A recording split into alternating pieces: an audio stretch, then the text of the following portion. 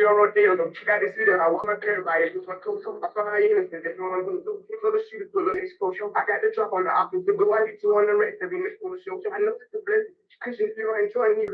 I just go back and duck in their head. I just put on the extra, but I don't care. I just think fucking bitches don't be testing. It ain't no little shooting messages. You won't let nobody get the bitches out.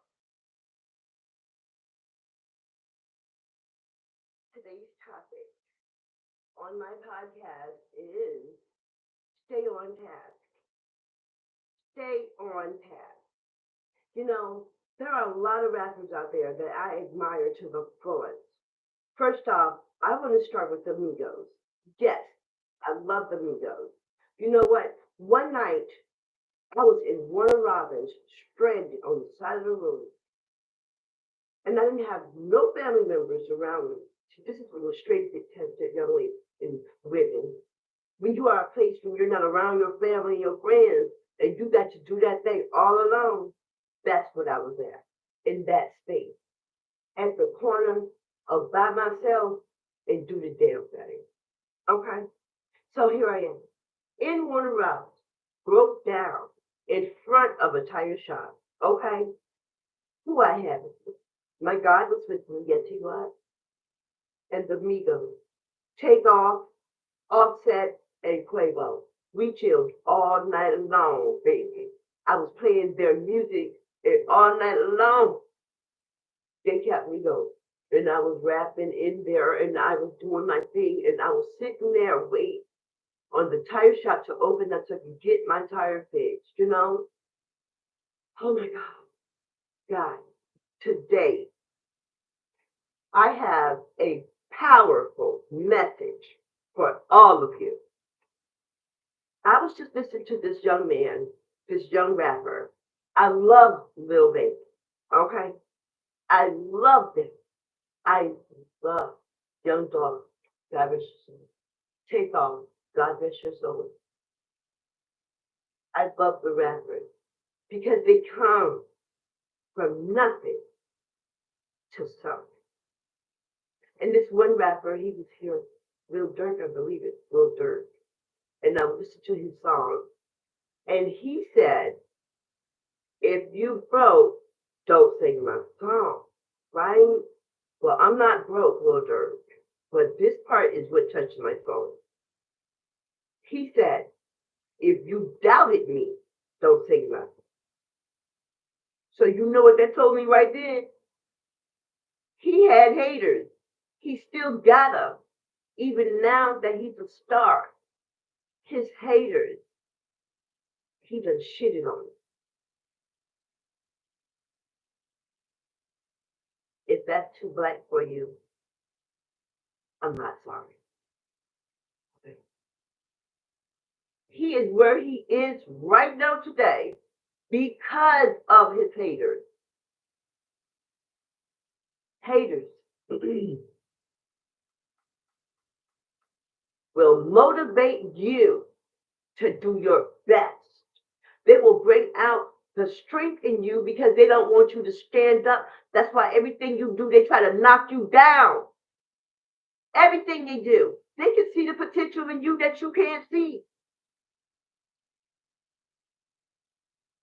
That's why they always dogging you out. Always on your name, day in, day out. Somebody talking about Denise Jenkins. And you know what? I'm glad. Because what you're talking about is all my achievements, all of my strides, all of my accomplishments. And next month, I'll be celebrating 13 years free from a demon substance. I am on my way, and when I get there, oh my goodness, me and God discussed this. You know, I've already talked to him about this because I'm always talking about him, and I'm always talking to him, and I'm always glorifying him because he is him, and him is in me, you know, and you too. But this right here, I said it, Lord, when I get my first award, dedicated to the Lord because He got me where I am. But the second one, I'm going to do this. I would like to dedicate this award to all my haters in Seaport, Savannah, Georgia, who talked about me like a dog every day and never could stop me or the smile on my face. Let me tell you something, y'all. That award definitely will be dedicated to my haters. Yes, it will. The females, especially the males. What the heck? Scratch! Okay, anyway. Men, city girls, Miss Miami. Yes, they do. Act like jealous dykes. Even here in the post. Oh, my goodness. But back to the message on me. Stay on task. And let me tell you something. Your haters are going to keep you on task. They're going to make you so strong against them until they're going to hate you more. But what they're going to do is they're going to really dislike themselves and hate themselves because they're going to realize that they have changed you from doing the worst to doing your best. Do you know how penicillin was discovered? It was discovered supposedly by a mistake. A scientist knocked over some liquid that ran into another liquid, and it formed penicillin. There are several different types of penicillin, and guess what? That mistake heals people today. All kinds of diseases and infections.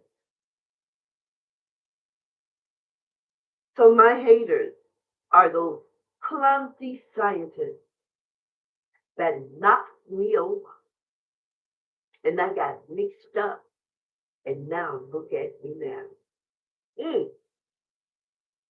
And they can't stand it, y'all. And I do not care. I'm not here for them. I'm here for you. You, my sister. I'm here for you.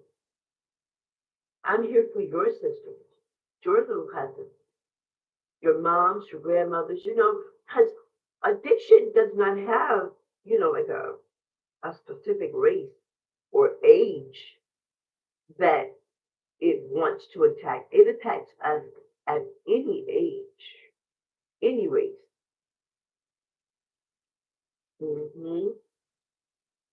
But you got to be strong to resist it. And take that one day at a time step that I told you guys about. And learn the serenity prayer as well. Because there are things you cannot change. So don't try to change those things that you cannot change. Just focus on what you can change. Do that. And then you'll go ahead on. You'll get ahead. You'll keep on going. You'll stay going. You will do the darn thing. I'm telling you. Don't worry about what your haters say because they're jealous of you, baby. They're jealous of you and they're scared that you're going to come up and leave them where they at in the hood or wherever. And they're going to grow to be an old, decrepit hater. They're going to be an old and decrepit instead of, oh, we can't stand. Let me tell you about him. Let me tell you. Oh, let me tell you about her, man. Let me tell you a long time ago.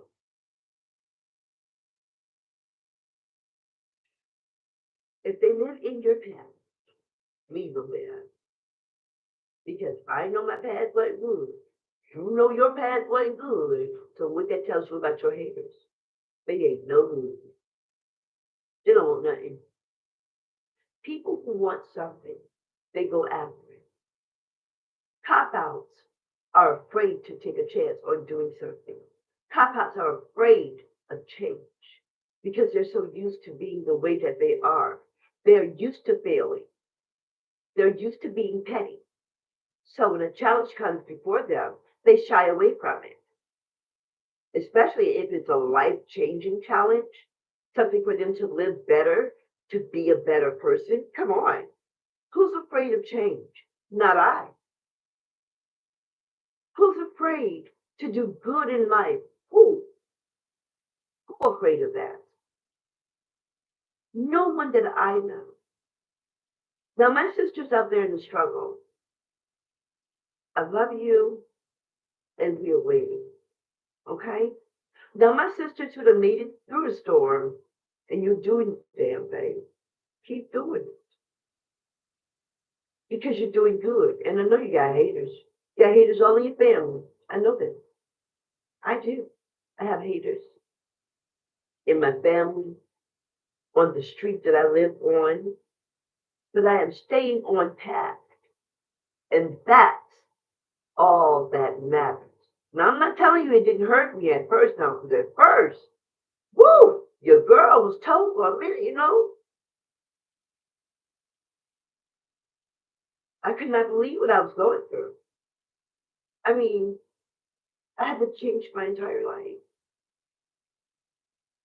I stopped going places where I used to go, even stores that I used to go into, like those little corner stores you go to in the hood. Mm-mm.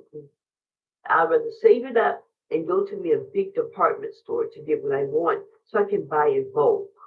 That way I don't have to make trips to the corner store. You feel me?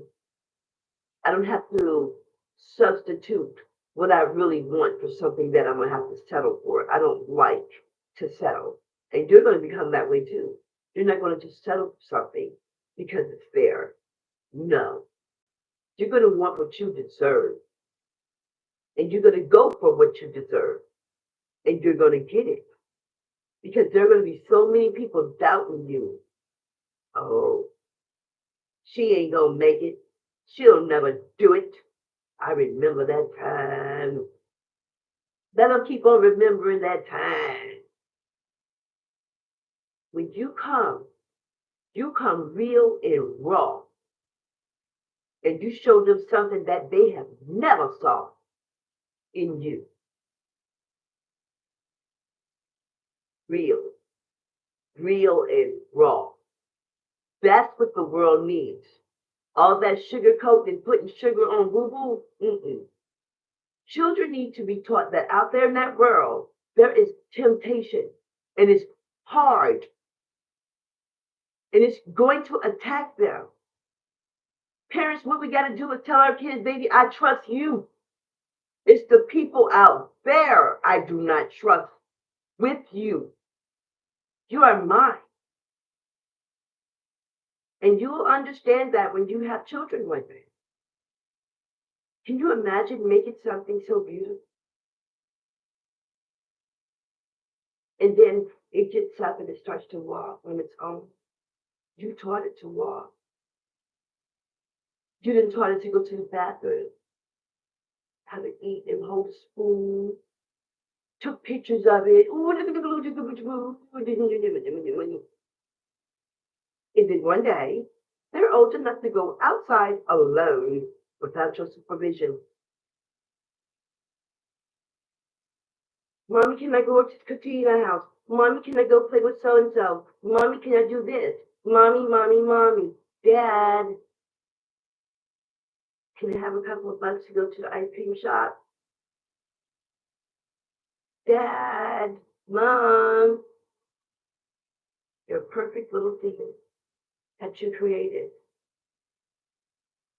That when you asked, honey, when you grow up, what are you going to be? And the first time I asked my children this, they all said the same thing. They wanted to be bubblegum makers. They wanted to be a chocolatier. They wanted to make chocolate. Then as they progressed, one of them said, Mom, I want to be a forensic scientist. Because they got them this kit that I saw on television about putting the faces together. So that was for my daughter. She wanted to be a forensic scientist. My son My oldest son always wanted to be an actor, a child actor, and grown up. We used to say he wanted to do.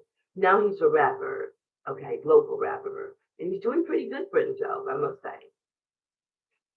My other child, he still stuck to being a bubblegum maker and a chocolatier, and then he one day said he wanted to be a man who builds giant buildings. And he said this when he was 11. I want to be a man who builds giant buildings for people, like hospitals. So I said, you want to be a master carpenter. You want to master the art of building things. Right. When my mom asked me what I want to be when I was a little girl, and I told my mother, Mama, I want to be a rapper. That's when I was 13. But before this, I wanted to be a lawyer. I wanted to be a detective. All of those wonderful things. When you ask your children, what is it that you want to be when you grow up? They're going to tell you nice, sweet things.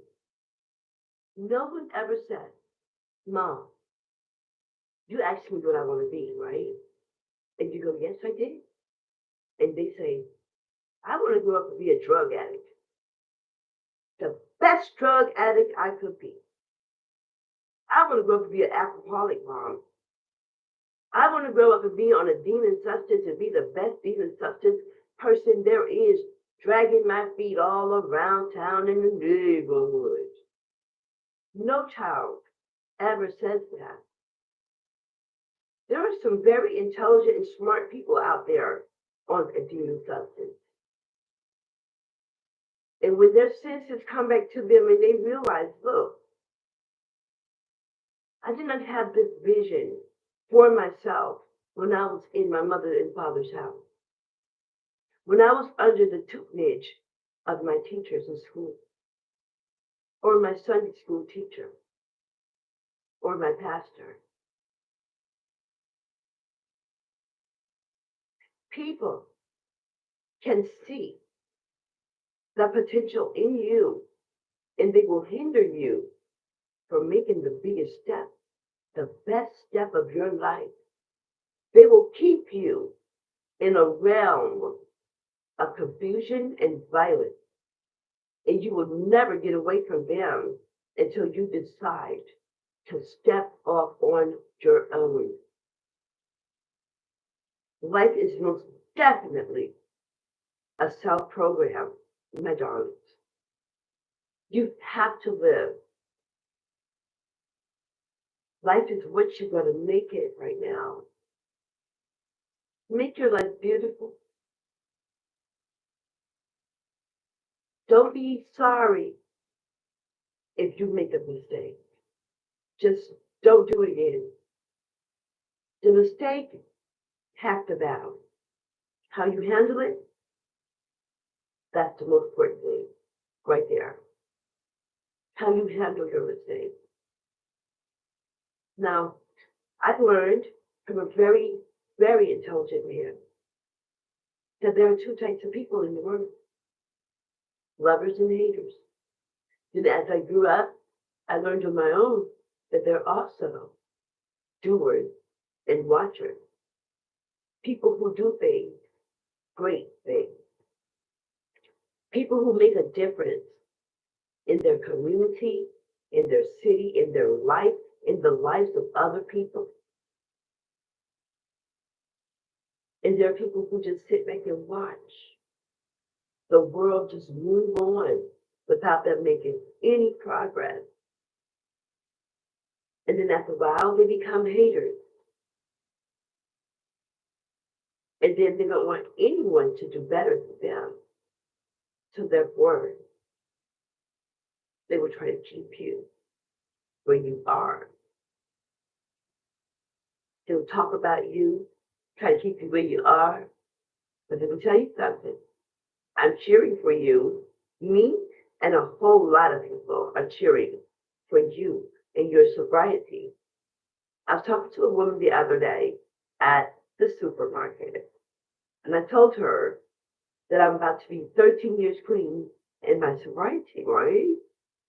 So she looks at me and she goes, "Are you serious?" I said, "Yes, I'm very serious." She said, "You did drugs?" I said, "Yes."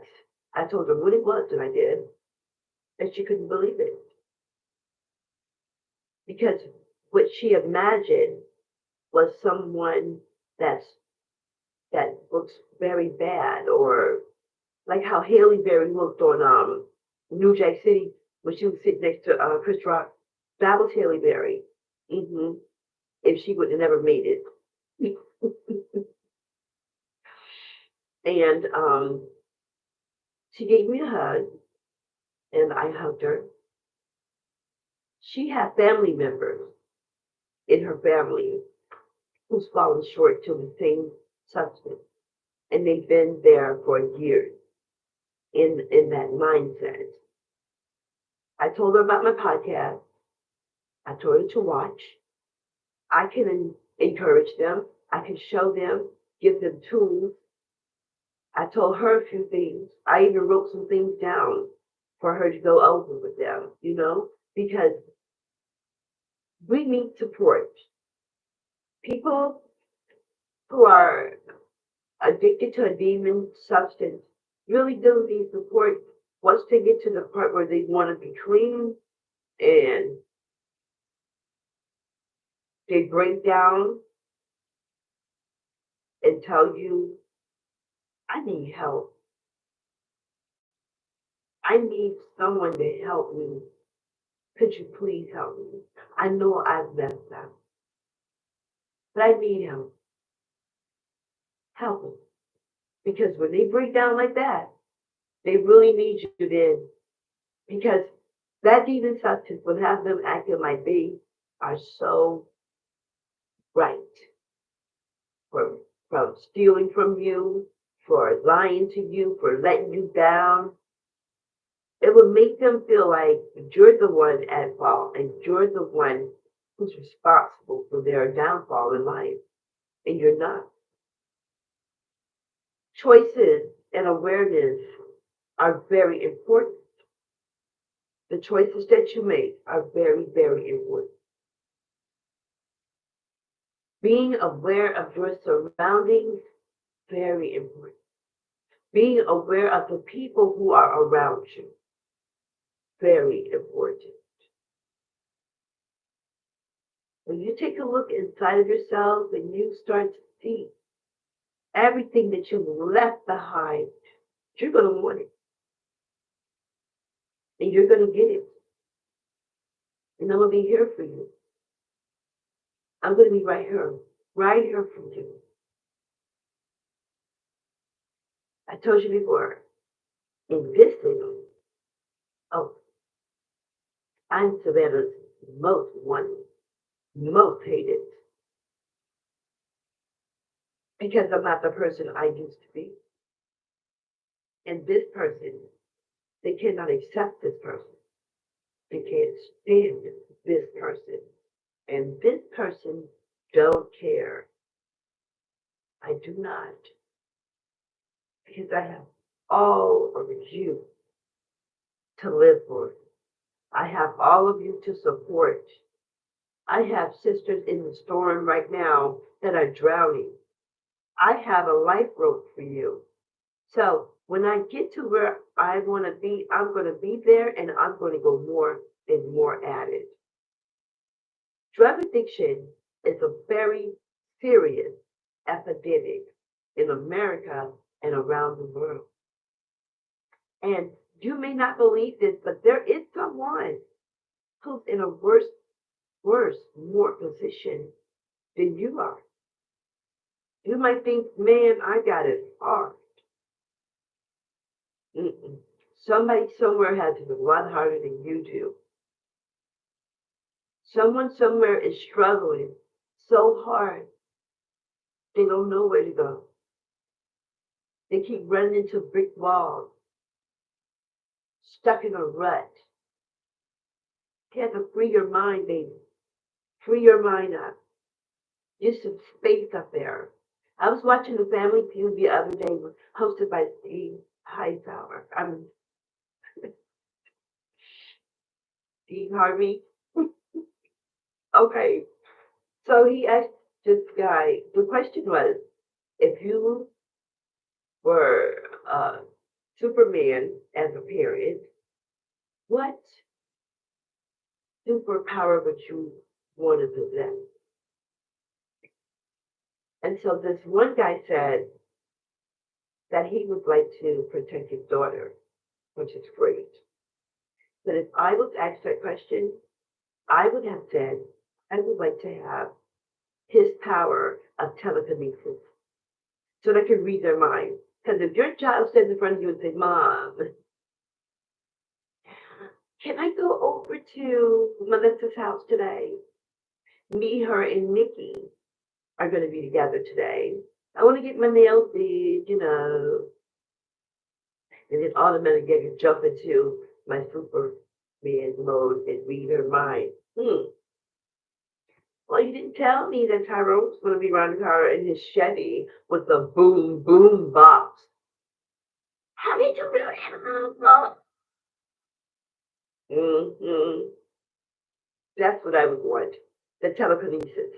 The part where I can read their minds. So you couldn't tell me anything. But unfortunately, as parents, we don't have that power. But we do have the power of intuition. So we can feel, what's right and what's not. And we have to trust our children. But we don't have to trust the people that they're with. Don't have to do that. Before my children could go off to spend the night, which was very seldom, I did not like that. My mama didn't play it either, with them spending the night. But if they did really, really want to, we would have to go with them and meet the parents, see who is in that household where my daughter is going to spend the night at that night, where my son will be at that night. We would have to go there and meet those parents. Because you cannot blindly send your children off into the world without knowing where they're at. I remember here in Savannah, Georgia, and when 11 o'clock came, it would be a commercial that come on and says, it's 11 o'clock. Do you know where your children are?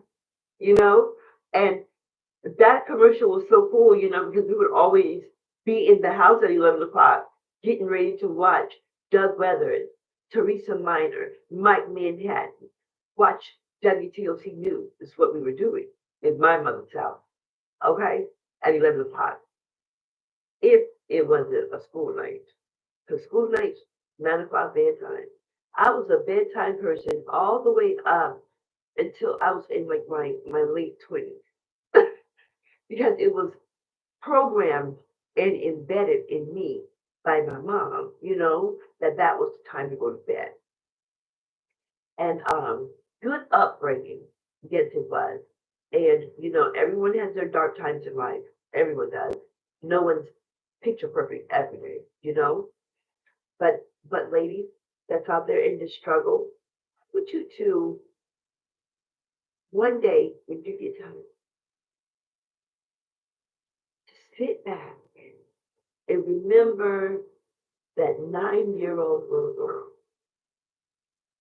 who was so excited on Christmas morning,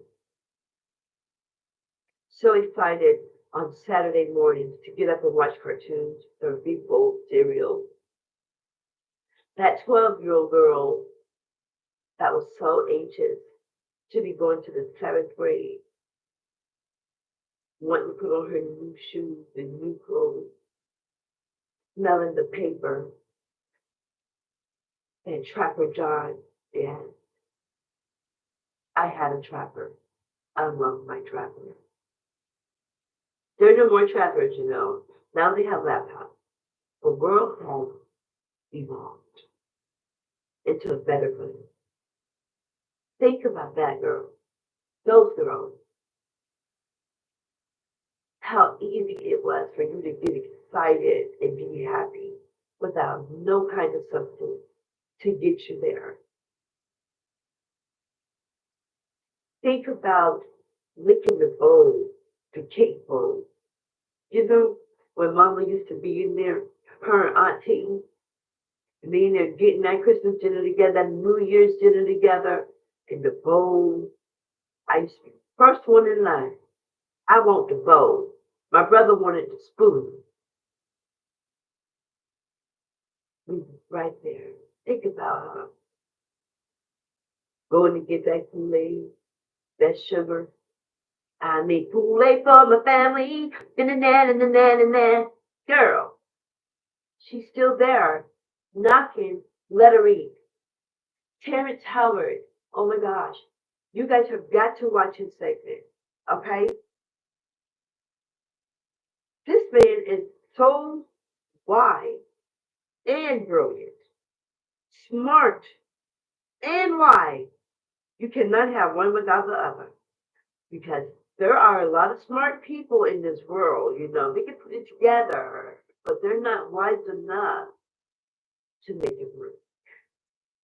When you're wise, you can see further than most people who are just smart or just brilliant. When you have the both of that world, you will make it.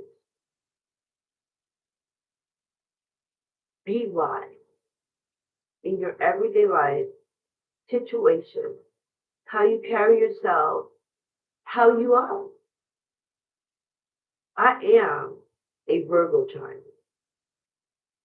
And just like all other Virgos, we are naturally born smart asses. We are. We're very creative. And we love music, poetry. Oh my gosh, decorating. I love to decorate my house. I love matching dishes, everything. I like to coordinate, even the food in my cabinet. I like that. And then my mom, she was a Taurus, so she's always in charge, you know. And I had my space, being the only child, that's a good thing for me. When I was little, I did have brothers and sisters, but they were my cousins. And that's what I called them. Because those Jenkins girls, they raised us to be more than cousins. They raised us like two sisters and three brothers. Because those were the close knit ones. Um, so we were very close. And we are still very close, you know.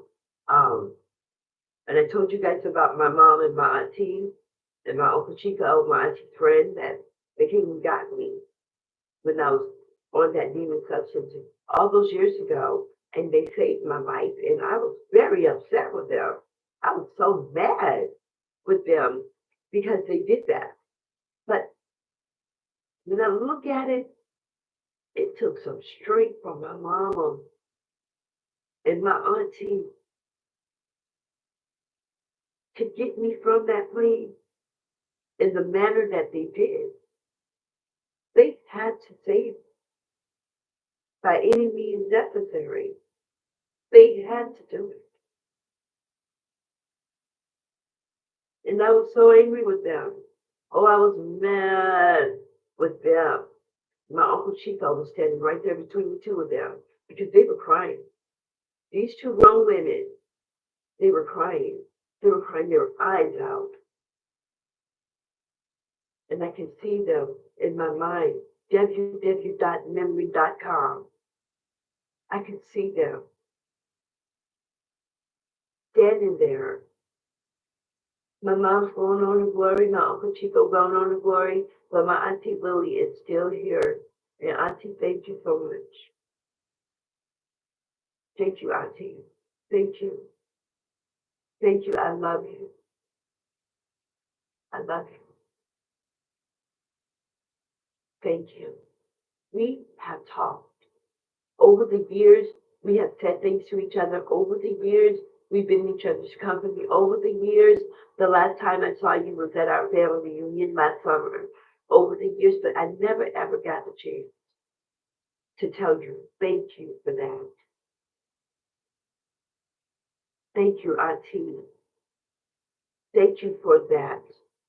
You and your big sister. God did that. You saved your niece. You saved me.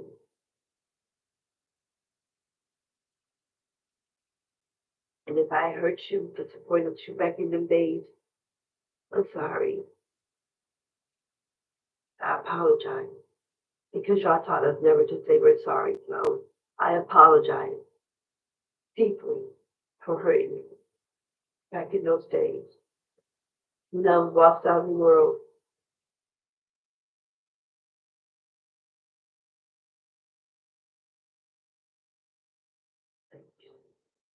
People. Your family members are hurt by what we do when we're there because we're not the same people anymore. We're someone else. We're like the walking dead, like I said before. We are living walking dead, zombie like things. We don't look the same. We don't smell the same. And we don't take care of ourselves.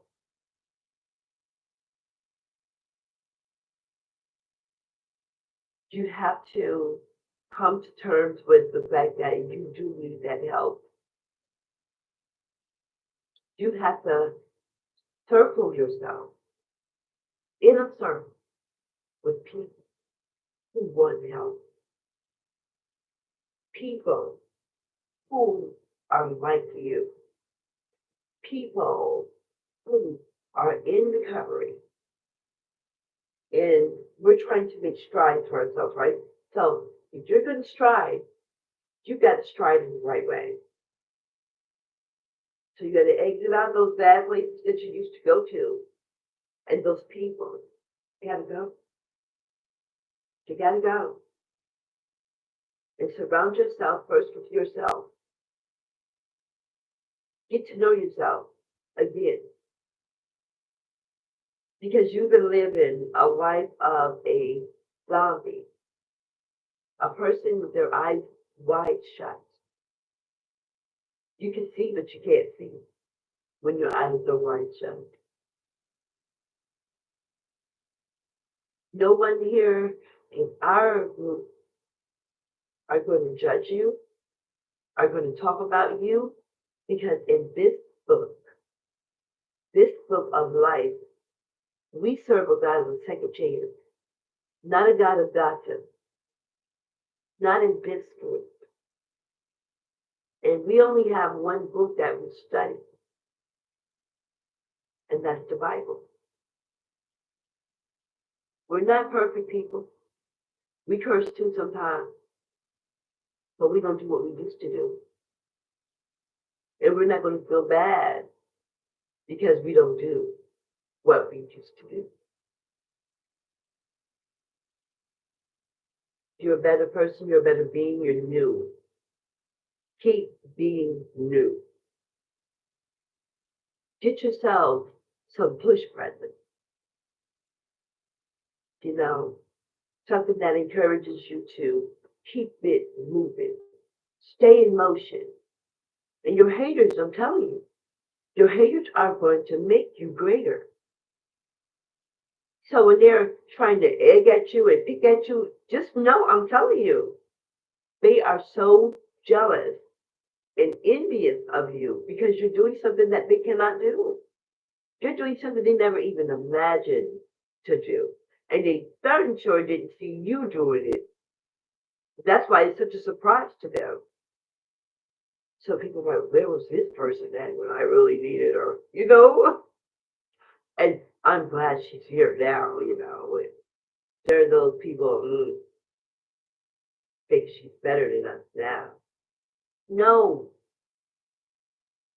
Correction. We do not think that we're better than you. We were with you, remember? We just decided that that's not where we want to be. We're not better. We don't think we're better, but we're doing better. We're making better moves. Thank you, little Donald.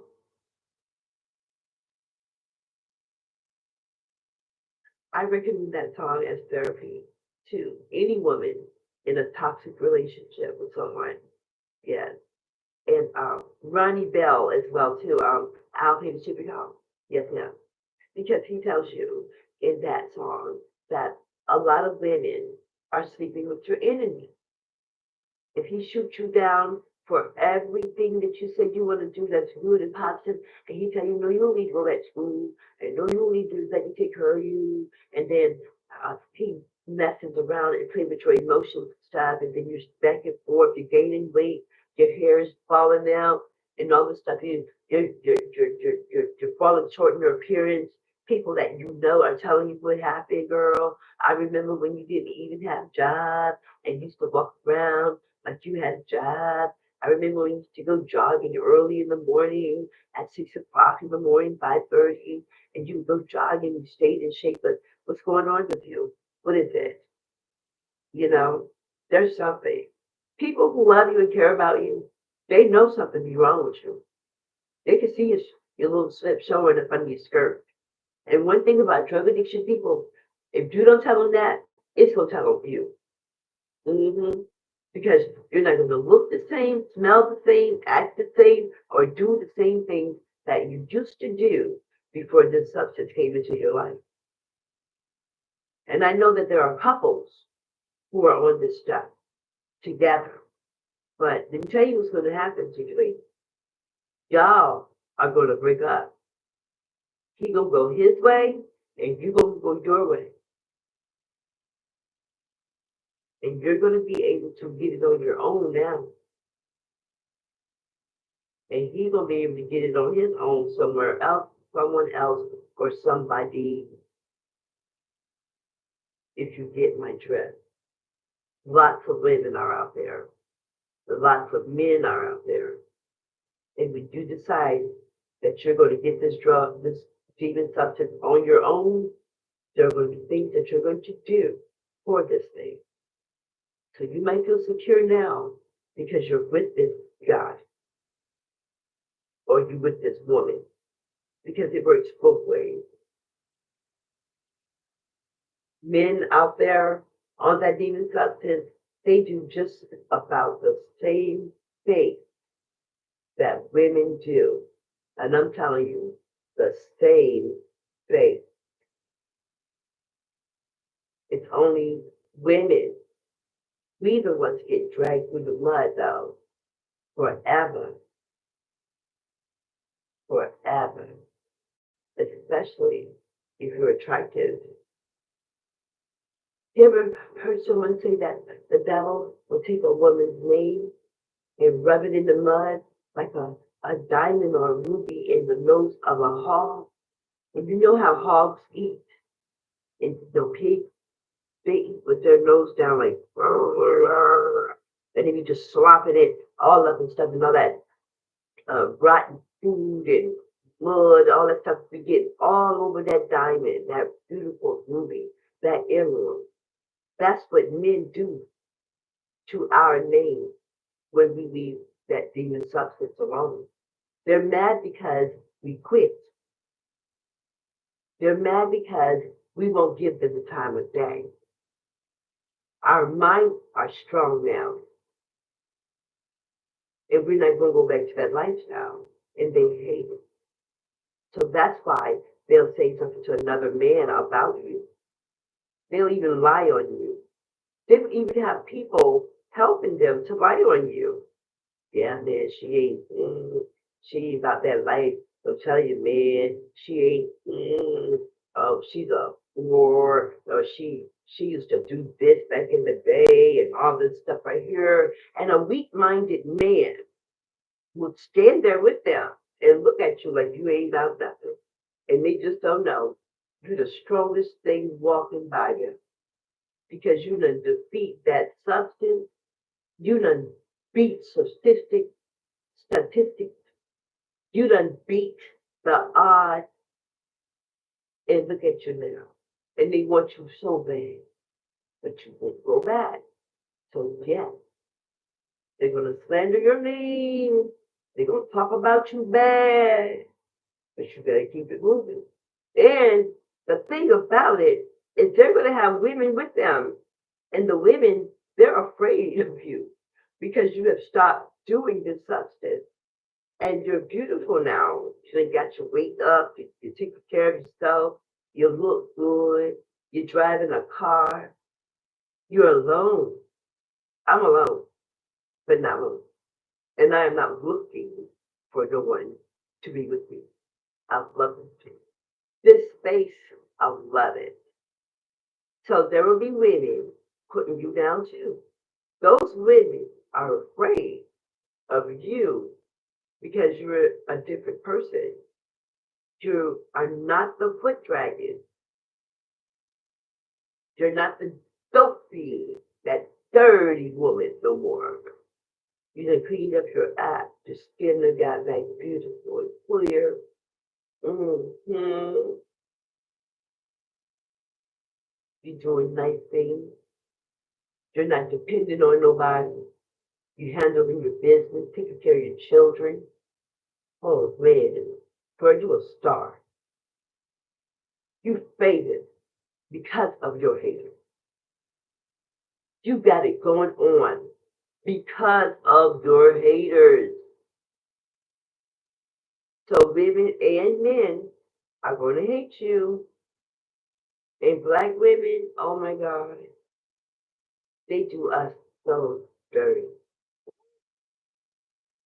Because there isn't a place in Savannah I can go into without my name entering the building before I get in it with people talking about my past. Because they don't want to say what I'm doing right now. Because if they talk about what I'm doing right now, it's going to make them look bad, even though it still makes them look bad anyway, whether they're talking about me or not. You feel me? Coming up behind me and doing all these, oh my God, like I'm some kind of a animal or monster or something. Don't like her. Don't love her. Oh no, oh no. Women and men will hate you. The women are afraid and the men are mad. Because, first of all, you won't even settle for that type of man. Who wants a man that curses out a woman? He will do it to you. Who wants a man who disrespects any woman? Not I. I am not that desperate for a body. Mm-mm. And I don't want nobody else's man. No, no. No, thank you.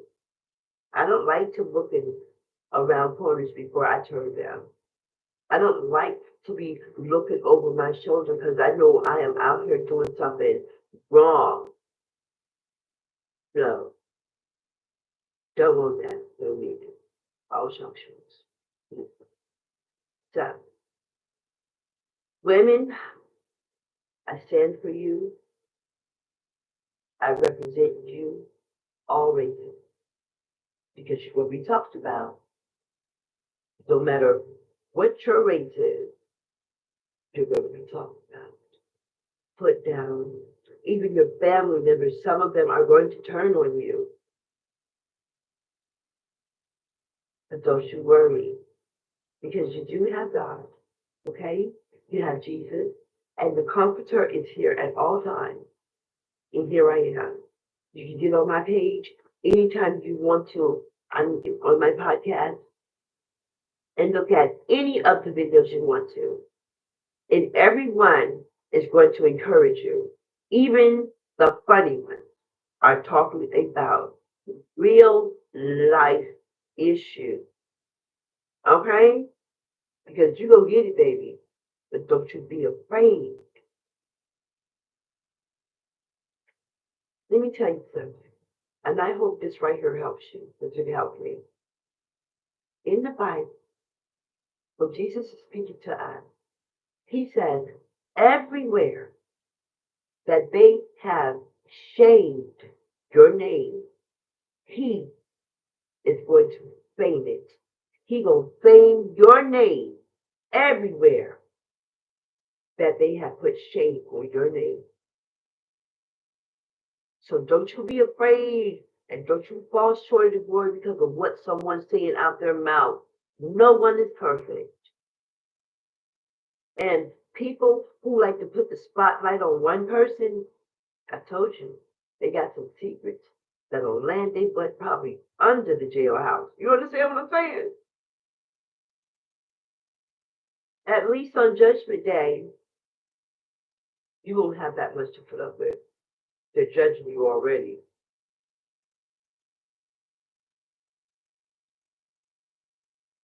Don't worry, baby. Be happy. Live your life. It is so beautiful over here on this side of the fence. Sometimes I wonder about my friends, a lot of my friends, but there's one in particular, Keisha Mays. I wonder about her, what she would have done.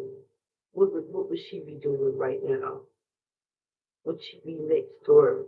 Would she be here having a nice time with me, having a cup of Dunkin' Donuts coffee, eating some coffee cake, us laughing about old times? She died in the struggle.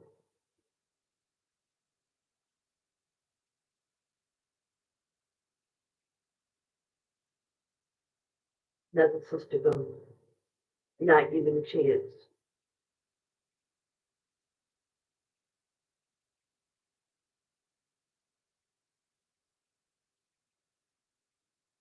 She's the only one, though. She's not. But she is one sister that I miss. Keisha, I miss you, girl. I miss you.